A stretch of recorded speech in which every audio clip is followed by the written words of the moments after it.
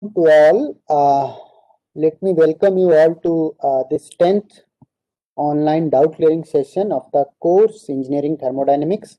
So the first question for today is, in conservation of mass, when we write the chemical equation of combustion, CH4 plus 2O2 equal to CO2 plus 2 H2O, can you explain where the mass has changed? Okay, so let me explain. Probably there is some confusion in this question. So whatever the concept I introduced, there I told that I have methane plus air. Okay, and in this one, initially it is at some temperature. So initially what is there? These are the reaction has not taken place. So these are as two different components, air and methane. So we will be having over here whatever this 2900 kilojoule of energy I mentioned, that was stored in the form of its chemical energy. Okay, and we know that chemical energy is nothing but a contributor to the total internal energy. So that's why if U1 was the total internal energy, second time immediately after the combustion, what will be happening? After the combustion, we will be having products of combustion. These may be CO2 or H2O, etc. And while we are having now this energy, once again the energy content will be 2900 kilojoule, and this energy now will be in the form of thermal energy. Okay, because it will be leading to rise of temperature. So at this state, if I define that U2 is my total internal energy, once again that U2 is nothing but equal to U1. So my point is, while the combustion reaction is taking place, during that time, there is no change of energy of the system. So energy of the system has actually remained constant. Okay. Now after that, what we will be having now, because we are having the energy in the form of thermal energy, so obviously it has increased its temperature above than the surrounding temperature. So because of that, surrounding will gain this 2900 kilojoule of energy, and system will suffer a loss of energy. So corresponding to this, if I define internal energy as U3, that U3 is nothing but equal to U2 minus 2900. So now actually our system is suffering the loss of energy. So that's why while we will be talking about the loss of mass, that will be applicable to this third situation, not to the chemical equation, because immediately after the chemical reaction, we are having actually same amount of energy content within the system. So is this point clear?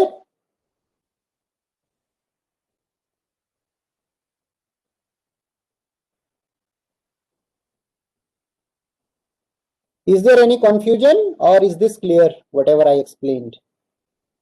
It is clear. It's clear, sir. Okay. Then next question is, in today's lecture and tutorial session, you explained free expansion. You wrote W equal to integration of P external into dV.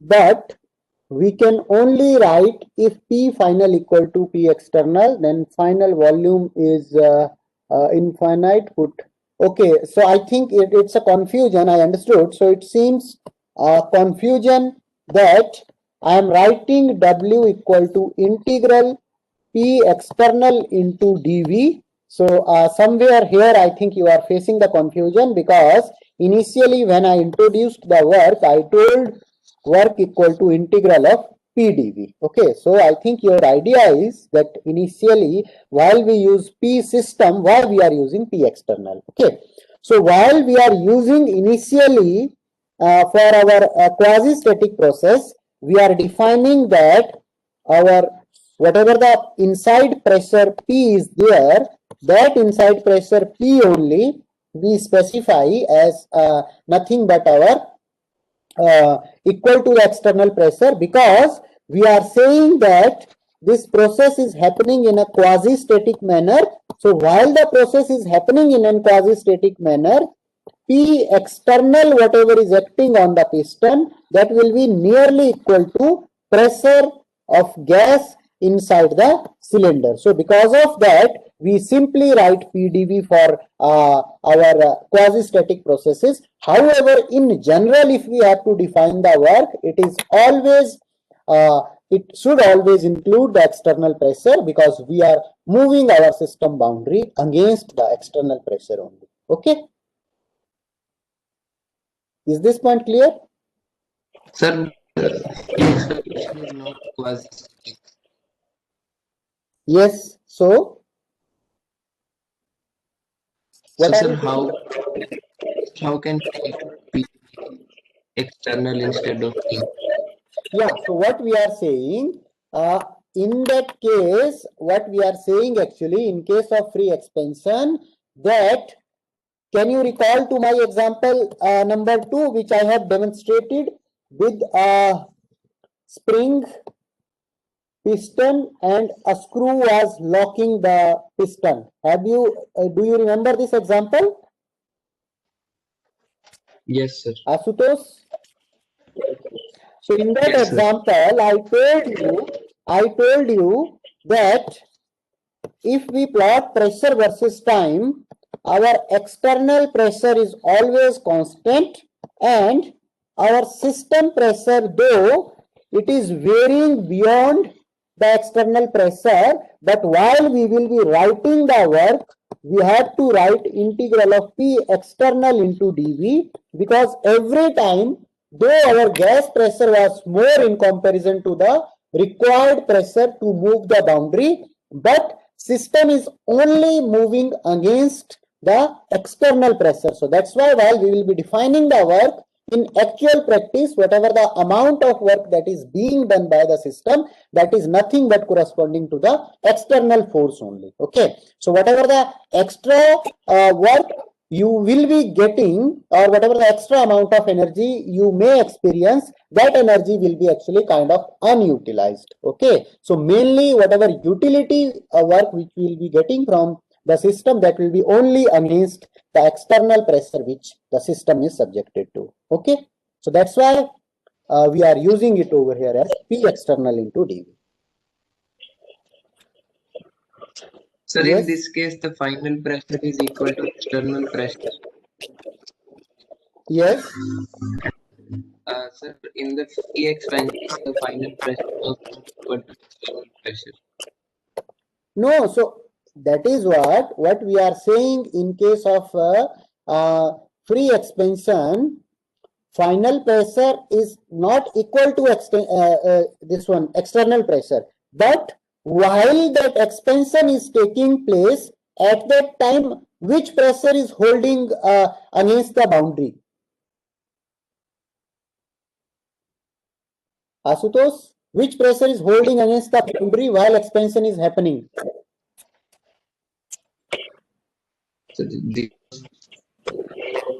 So that's why what we have to do, we have to consider the pressure during the expansion, not the final state pressure, because work is a path function. So while the expansion is happening, during that expansion process, whatever the pressure is acting on the boundary, that we have to consider, not the final pressure. Okay. Sir, but in book it was written that reversible process we take instead of pressure of gas we take final pressure, and final pressure is equal to Yes, so that is what. So that is a in general statement. sir for irreversible. Yes, so that is a general statement. Okay, so Asutosh, that is a general statement which is applicable for majority of the system which are exposed to the ambient, because in case of ambient, our external pressure will be nothing but atmospheric pressure, and every time our final pressure will be equal to the atmospheric pressure. But this was a very specific case where we were talking about absolute vacuum. If we are having absolute vacuum, in that case actually, if we go the fundamental definition of the process, there it need not to be that external pressure is equal to finally over here also, if you see now whatever the new system configuration you have got, There you will be having only the ambient pressure and outside also ambient pressure.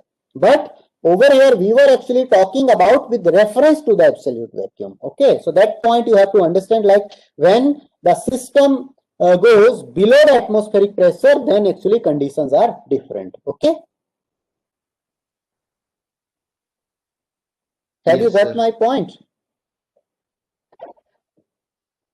So actually what you are having over here, while we are talking about the system boundary, that for that system initially your absolute vacuum was surrounding and your surrounding has actually shifted, and whatever the statement which you are telling, that statement is applicable once your surrounding is remaining same. Okay.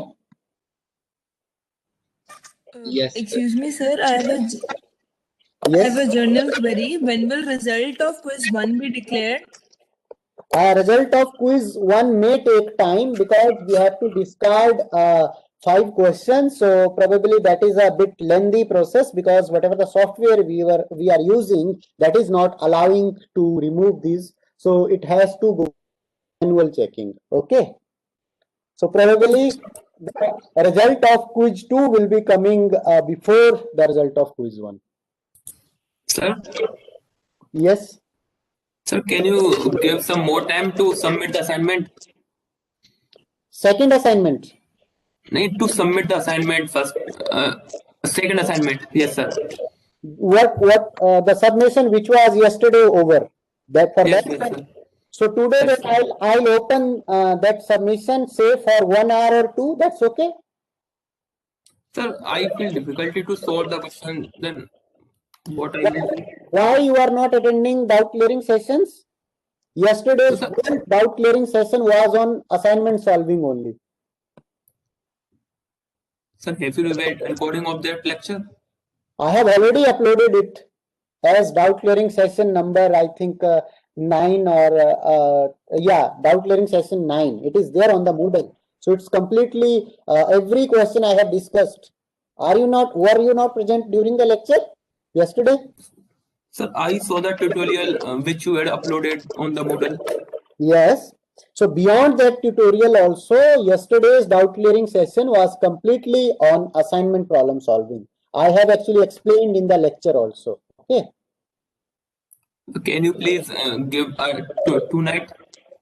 Okay, so then I'll open this window and probably then once again today at 11:55 p.m. you can submit. Okay, thank you, sir. Okay. Okay, next question is we use P external into yes, so we normally use P external into dV for irreversible process, for reversible or quasi-static process, because we say that P is nearly equal to P external, so that's why we mainly write P into dV.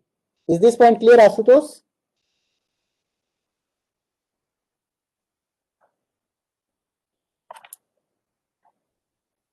Okay, then next question is, I think it is some different Asutosh, roll number is different. Okay. Then next Yes, question sir. is, Prashant immediately left after he has extended the date for submission. That was the only motive of him.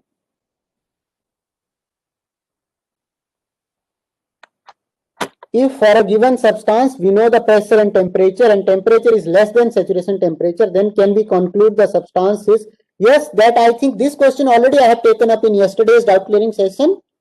Is it okay, or anyone is having doubt? Do I need to take this once again?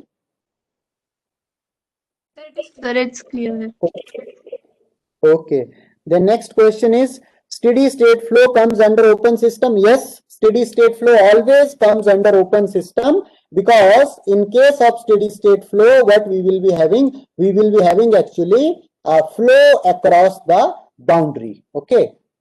It means we may have some steady state process in closed system also, but in particular, when we are talking about open system, there is some mass flow which is happening across the boundary, then obviously it is applicable for open system. But it is not the case that in general steady state is associated with only open system. If we are having any closed system which shows the variation with time, if for that system dE by dt equal to 0, that also can be a steady state process. For example, if I take a closed container, and in this closed container only we are saying, say, heat is added at Q dot rate and work is being done by the system at W dot rate, and ECV dot is the rate at which or I can write E, say, closed system, ECS is the rate at which the energy of the system is changing. So if I write equation as Q dot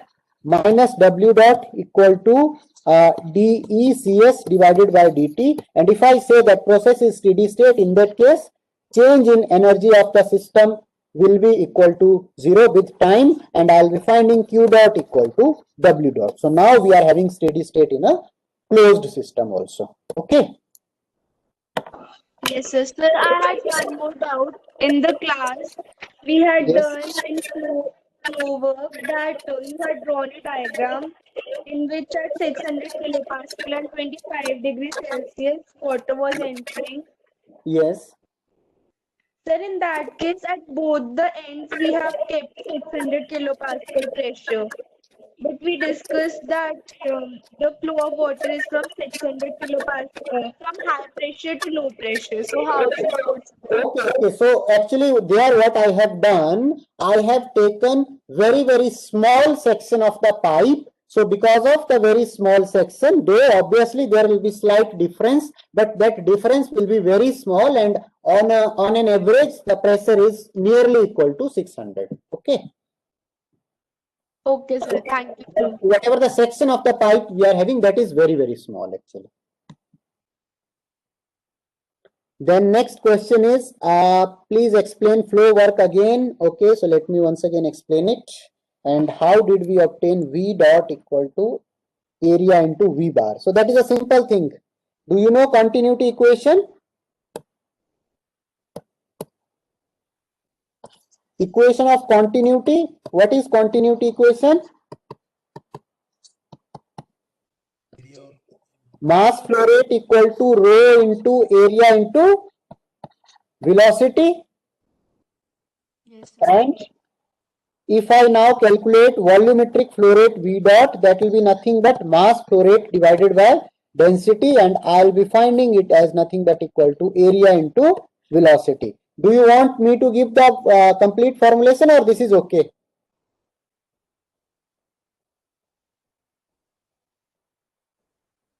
This point is clear? From where V dot equal to area into velocity is coming? Yes, sir.